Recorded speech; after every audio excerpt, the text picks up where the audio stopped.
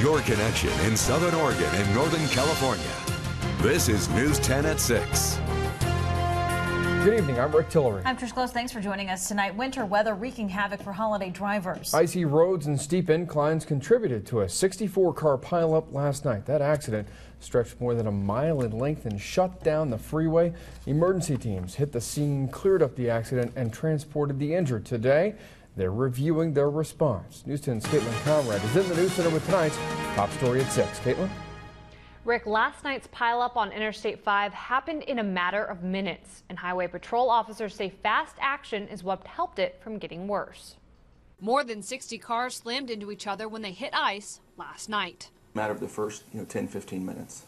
Officers were on scene just after the initial accident, but the cars still piled up. Well, we're still trying to sort through the final numbers. Wednesday morning, all those cars sitting in tow lots. There were just multiple collisions. Each one would stabilize, another crash, stabilize, another crash. CHP Sgt. Tim Lawson says it all started with an isolated storm. Thunderstorm type incident that moved through, dumped hail onto the road, and immediately froze within moments. From there, the cars crashed, but CHP was prepared for this sort of thing on Anderson Grade. We have a snow operations plan that we've had in place for several years. So they put it into action within minutes. We have an incident on Anderson Grade that, on the northbound side, that we need to deal with. Then we close I-5 at North WYREKA, and that happened within minutes of the first call. Stopping the flow of cars into the wreckage. But CHP wasn't the only agency ready. The local hospital was too.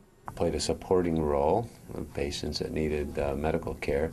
8 people were taken to the hospital, 6 of them to Fairchild Medical Center. Which patients need care, of which type, and where they will go to receive that care.